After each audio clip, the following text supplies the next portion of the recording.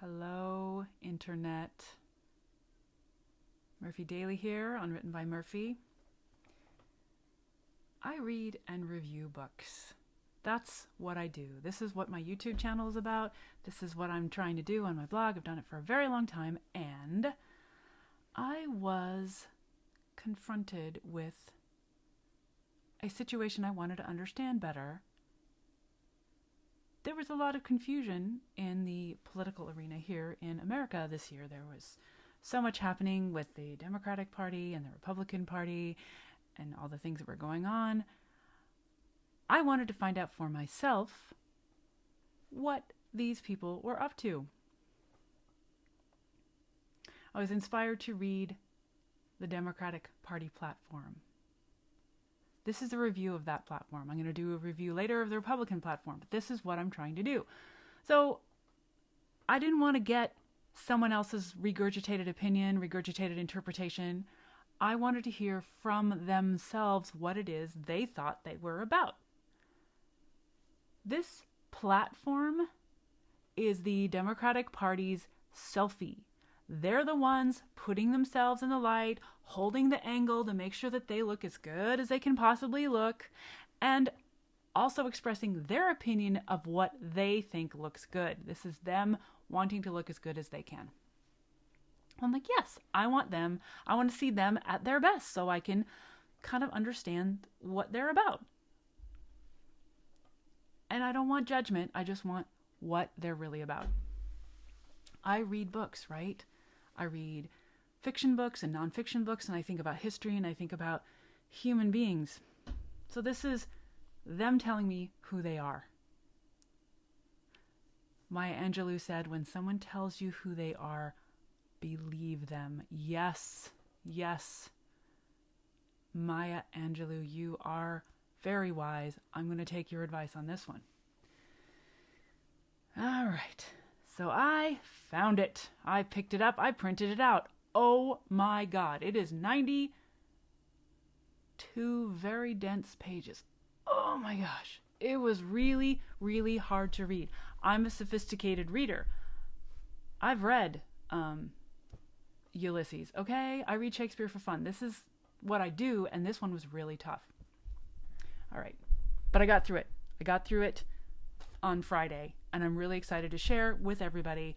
Really thought about it a lot all the way through. I read it slow. I had to read it slow. But now I've really got some feel about it. First thing I noticed in this document, there are no individuals. There are people in groups. The Democratic Party arranges Americans into groups. Individuals are not what America's about for them.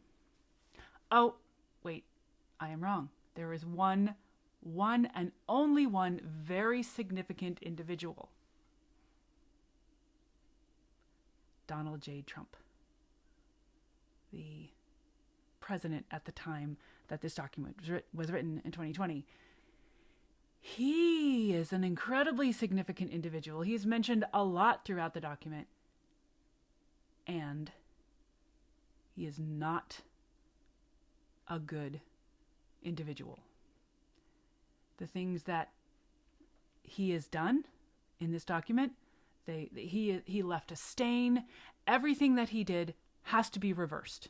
So this one individual created havoc, chaos, bad stuff, everything he touched. Bad, bad, bad, bad, bad. The only individual, one individual, should never have been an individual of any importance. He should never have had anything to do with anything as far as this document is concerned. Therefore, individuals, the one individual is bad, and every other individual doesn't even exist. So best not to have individuals according to this document, as best I can tell. Now, like I said, this is groups. The groups are diverse groups. The people that I would say are the usual suspects when it comes to diversity. So we're talking women, people with disabilities, immigrants, Black people, LGBTQ+, people with disabilities, Native with a dash of Pacific Islander and Asian Americans. So these are the groups of individuals. I'm sorry, they are not individuals. These are the groups that we're talking about. There's a couple other categories like prisoners and unemployed, but these are the groups. Everybody's in groups. Don't be an individual. Now, in particular, I would think that immigrants and people with disabilities might find this document extremely difficult to read. This is a very dense language, very high, like lawyerly language. And I thought, I was at first really off-put, and I thought, why are they writing in this dense language, which is not friendly to people whose first language is not English? Frankly, it's not even friendly to people whose first language is English, but people who are not extremely sophisticated readers would find this, even people who are sophisticated readers would find this document extremely daunting. So I thought, they're being hypocritical, writing in this language. So are they purposefully being insulting? What is happening? But I came to another understanding. When I realized they are not writing to individuals, they are writing to the leaders of these groups that people are in. There are leaders of these groups. That kind of seems tortured, but it is consistent with the way they are viewing America. America is in groups. There are people who are leading that group, and that would be the person that could engage with this document. That's the best way I can understand it, and it does seem logically consistent. All right, so if I grant that, I'll say, all right, this is the audience that they are writing to.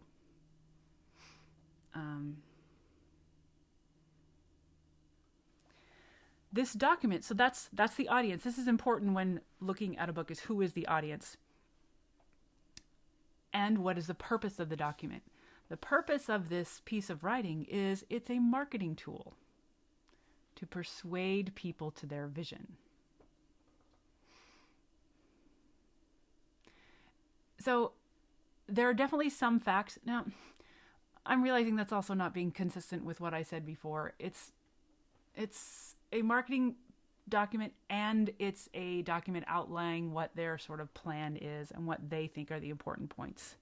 So, but on the whole, this is a marketing doc. It's meant to persuade people to their vision.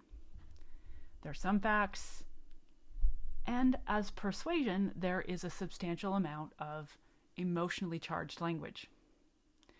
Of course, there's a lot of colorful description of Trump's actions.